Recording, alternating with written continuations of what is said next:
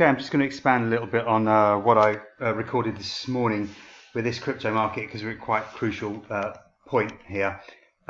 Looking at the daily chart, so I could be wrong. If I'm wrong and we hold 59,600, if we hold above it, then everything's all right for the bulls and off we go.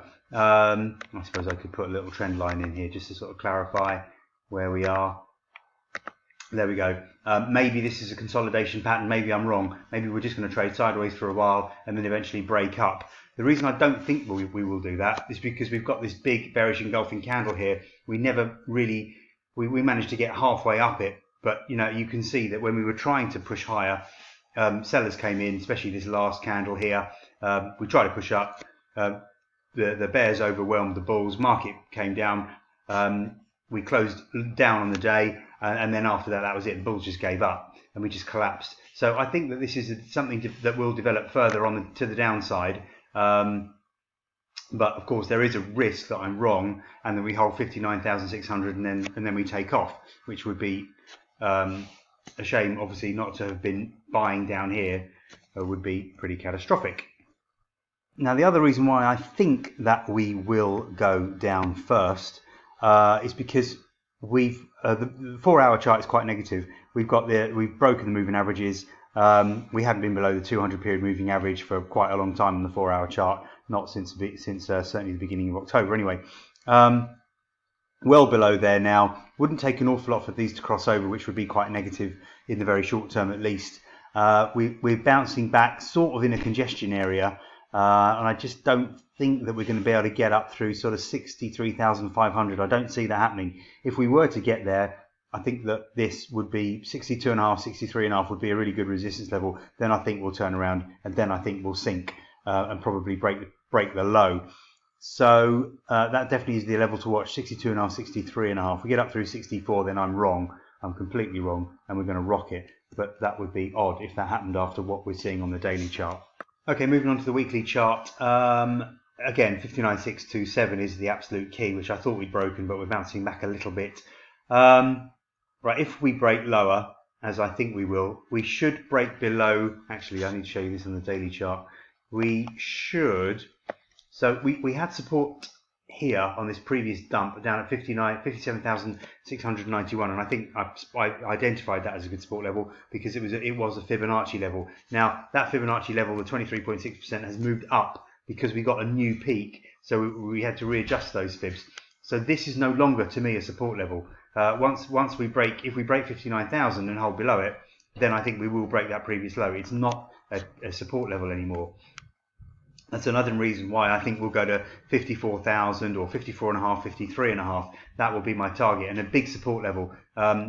Again, blue 100-day moving average is creeping up towards that level, so that will lend extra weight to that 54.5, 53.5 level. That really would be phenomenal buying opportunity as far as I'm concerned. We should be pretty oversold by then, and this market does not stay oversold for long. Anyway, anytime we get anywhere near being oversold on the slow stochastic, then buyers jump in and off we go. So hitting that as we become oversold really would be a phenomenal buying opportunity. Add to that we've got this little swing low down here from the long lower wick of this candle coming right in at we've got sort of 53,900 is the 500 period moving average on a 4-hour chart, so that also backs up that sort of 53.5, 54.5 level if we were to get there over the next day or so. Another good reason, we're just getting oversold on the 4-hour chart actually, and again, the market doesn't stay oversold on a 4-hour chart for very long even. So if we were to plunge, as I say, over the next 24 hours, we would be significantly oversold on the 4-hour chart. So again, I'd be very keen to be jumping into a very a long position around 54.5, 53.5. The weekly chart isn't particularly telling us anymore, other than the fact that every time we try to push up and make a new all-time high over the past 3 or 4 weeks, the market really did hit sellers. So this would have been a surprise to bulls. Admittedly, we did recover quite quickly. This long upper wick last week was also a bit of a shock to bulls. Break the previous all-time high and then down. We're holding below the all-time high, the previous all-time high from April, which is just another reason why I think we need to have a shakeout. We really need to get down to this 54.5, 53.5 level, shake out some longs, and then start all over again, rebuild.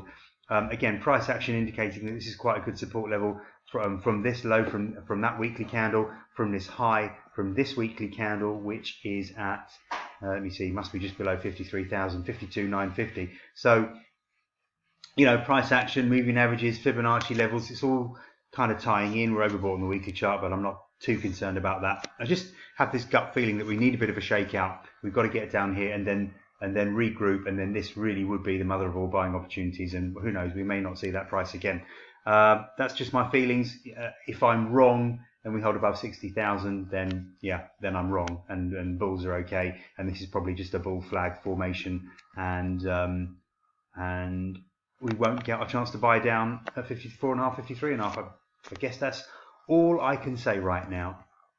I'll just add that looking at the daily chart, we you know, that fib level, the 100-day moving average, which is coming very close now to the 53.5, 54.5 level, and will give us extra support. And this previous all-time high that we had back in September at sort of 53,000. You know, all of these reasons, as I said, also these little lows here, also giving us a real good support level from the price action, moving averages, Fibonacci, everything, and really buying into a long position here. It's pretty low risk. You can kind of stop below 52,000. We break 52,000, then we're going significantly further south as well. But pretty low risk if you're buying in that sort of 1,000 pip range with a stop below 52,000.